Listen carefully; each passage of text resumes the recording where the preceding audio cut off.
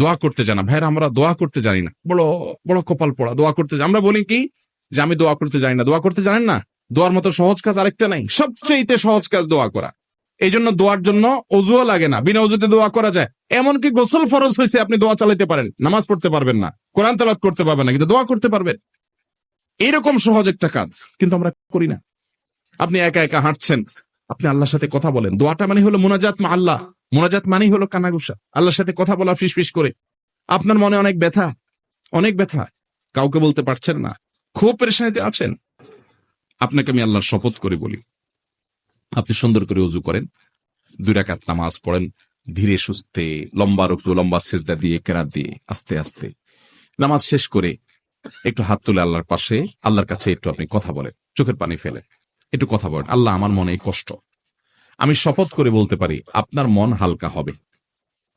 আল্লাহর উপরে ভরসা করে বলতে পারি, যদি আপনি শর্তগুলো সঠিকভাবে করতে পারেন, ঠিক রেখে, ইনশাআল্লাহ আপনার মন হালকা হবে। কারণ নবী সাল্লাল্লাহু আলাইহি ওয়াসাল্লাম ইজা ফাজাআহু আমরুন সাল্লা ওয়া ফি রাওয়াতিন ফাজাআ ইলা সালাহ, নবী সাল্লাল্লাহু আলাইহি ওয়াসাল্লামের জীবনে কখনো পেরেশানি আসছে সোজা নামাজে দাঁড়িয়ে যেতেন। আল্লাহ বলেছেন ওয়াস্তাঈনু বিস সাবরি ওয়াস সালাহ, তোমরা সালাত এবং সবরের মাধ্যমে আল্লাহর সাহায্য চাও, বিশেষ করে তাহাজ্জুদের সময়। এটা তো বিলুপ্ত হয়ে গেছে ভাই, এই আমল তো মুর্দা হয়ে গেছে আমাদের সমাজ থেকে। তাহাজ্জুদ, এটা তো পরের কথা, ফজরই পড়তে পারি না আমরা, রাত 2টা বাজে শুই। নবী করিম সাল্লাল্লাহু আলাইহি সাল্লাম তাহাজ্জুদের সময় আমাদেরকে আল্লাহর কাছে দোয়া করার শিক্ষা দিয়েছেন। আল্লাহ তাআলা দুনিয়া আসমানে এসে বান্দাকে ডেকে ডেকে বান্দাকে ক্ষমা করেন। 5 ওয়াক্ত নামাজের জন্য আযান দেয় মুয়াজ্জিন, 5 ওয়াক্ত নামাজের জন্য ডাকে কে? মুয়াজ্জিন। আর তাহাজ্জুদের জন্য ডাকেন স্বয়ং আল্লাহ তাআলা। তাহাজ্জুদের জন্য কে ডাকে? তাহাজ্জুদের জন্য আল্লাহ সুবহানাহু। হাদিসে আসছে নবী করিম সাল্লাল্লাহু আলাইহি সাল্লাম বলেছেন যে রাতের শেষ প্রহরে আল্লাহ তাআলা দুনিয়ার আসমানে এসে বান্দাদেরকে ডেকে ডেকে বলেন, আলা মিন মুবতালান ফাউআফিয়ালা, আলা মিন মুস্তাগফিরিন হাল মিন মুস্তাগফিরিন ফাগফিরালা, কেউ কি আছো গুনাহ মাফ চাইবা আমার কাছে, উঠো চাও, আমি মাফ করে দিব। আল্লাহ ডেকে ডেকে মাফ করেন। ভাইরা আমার, খুব অসুবিধা, ভোর রাতে উঠে যান, একটু তাহাজ্জুদ পড়েন, 2 রাকাত, 4 রাকাত, 6 রাকাত, 8 রাকাত, লম্বা কেরাতে, লম্বা রুকু সিজদা দিয়ে। আমরা জানি আয়েশা রাদিয়াল্লাহু আনহা বলেছেন নবী করিম সাল্লাল্লাহু আলাইহি ওয়াসাল্লাম তাহাজ্জুদ যে পড়তেন, লা তাসআল আন হুসনিহিন্না ওয়া তুলিহিন্না, আর বলো না, জিজ্ঞাসা করো না সে কি সুন্দর ছিল। দাঁড়িয়ে কেরাত শুরু করলে আর রুকুতে যেতেন না, রুকুতে গেলে আর উঠতে চাইতেন না, সিজদা গেলে আর উঠতে চাইতেন না। ভাইরা আমার, আমি প্রায় সময় বলি, কয়েকটা ইবাদতের নগদ স্বাদ পাওয়া যায়, একটু চেষ্টা করলে আপনিও পাবেন। এটার জন্য কোনো বিশেষ বুজুর্গের দরকার নাই, আপনিও পাবেন। অবশ্য হারাম উপার্জন ছাড়তে হবে, চোখের জেনা ছাড়তে হবে, কিছু গুনাহ থেকে ছাড়লে ইবাদতের স্বাদটা বেশি পাওয়া যায়। কিন্তু তারপরেও আপনি শুরু করেন ধীরে স্থিরতার সাথে, সুন্দর করে, আস্তে আস্তে, ওয়াকারের সাথে, ইহতিরামের সাথে, আল্লাহ রাব্বুল আলামিনের শান এটা মাথায় রেখে ধীরে ধীরে আপনি সময় নিয়ে একটু রুকু সিজদা করেন, নামাজ পড়েন, সিজদা পড়ে যান, একটু চোখের পানি ফেলে দেন।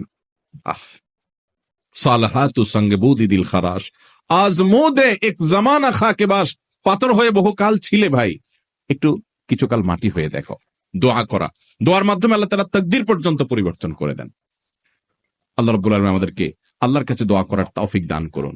শয়তান আমাদেরকে বোঝায় কি, আরে আমাদের দোয়া কবুল হবে, আমার নামাজের ঠিক নাই, আমার রোজার ঠিক নাই, আমার দাড়িটা মুখে নাই, আমি পর্দা ঠিক মতো করি না, আমি গুনাহের কাজ করি, গোপন গুনাহ করি, এটা করি সেটা করি, আমার দোয়া কি কবুল হবে? আমরা আল্লাহর কাছে চাইতে লজ্জা করি। আরে যে যত বেশি পাপিষ্ঠ সে তো আল্লাহর কাছে তত বেশি চাইবে, আরো তার তো চাওয়া আরো বেশি দরকার। ইবলিস আল্লাহর কাছে দোয়া করছে, আল্লাহ রাব্বুল আলামিন যখন বলছেন সিজদা করো, সিজদা তো করেই নাই। আবা ওয়াস্তাকবারা ওয়া কানা মিনাল কাফিরিন, অস্বীকার করছে, অহংকার করেছে, কাফের হয়ে গেছে। ওই টাইমে শয়তান আল্লাহর কাছে চায় বসছে, কি চাইছে? আনজিরনি ইলা ইয়াউমি ইউবাসুন, আল্লাহ কিয়ামত পর্যন্ত আমাকে হায়াত দেন, যেন শয়তানি করতে পারি। শয়তানে আল্লাহর কাছে হায়াত চেয়ে নিছে কি করার জন্য? শয়তানি করার জন্য। দেখেন, করবে শয়তানি, এটার জন্য আবার দোয়া করতেছে কার কাছে? চিন্তা করেন। তাও আবার কখন? যখন আল্লাহ আদমকে সিজদা করতে বলছেন, সিজদা করে নাই, আল্লাহর সামনে সরাসরি বিদ্রোহ, এত বড় বেয়াদবির পর আল্লাহ রাগান্বিত হওয়ার সময়, ওই টাইমে আল্লাহর কাছে দোয়া করছে। কারণ শয়তান আল্লাহকে চিনে, যে আল্লাহ হাদিসে কুদসিতে বলেছেন, সাবাকাত রাহমাতি আলা গাযাবি, আমার রাগের উপরে আমার রহমতটা এটা প্রবল থাকে, এটা শয়তান জানে।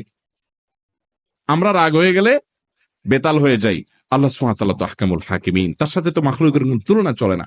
এটা শয়তান জানে, আল্লাহকে চিনে, সে আল্লাহকে ইবাদত করেছে একদম ফেরেশতাদের সাথে থেকে, সে জানে। এই জন্য রাগের মুহূর্তে পর্যন্ত আল্লাহর কাছে দোয়া করে বসছে।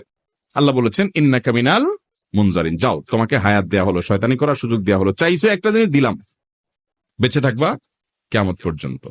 তাহলে শয়তান যদি আল্লাহর কাছে দোয়া করে, আল্লাহর রাগের সময় যদি আল্লাহ কবুল করেন, আমাদের দোয়া কবুল হবে না ইনশাআল্লাহ? তাহলে দোয়া করবো তো ইনশাআল্লাহ।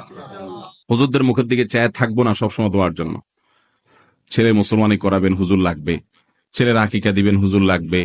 ব্যবসা বাণিজ্য শুরু করবেন, হুজুর লাগবে। দোকানে উঠবেন, হুজুর লাগবে। গাড়িতে নতুন উঠবেন, হুজুর লাগবে। কিরে ভাই, এই হুজুরদের কন্ট্রাক্টারি দিয়ে কত দোয়া করবেন? আলেমদের কাছে দোয়া চান, আর দোয়া চাওয়া ছাড়াও আলেমদেরকে হাদিয়া দেন।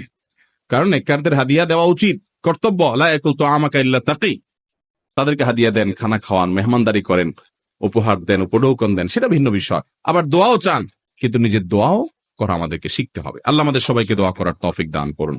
ভাইরা আমার, তাহলে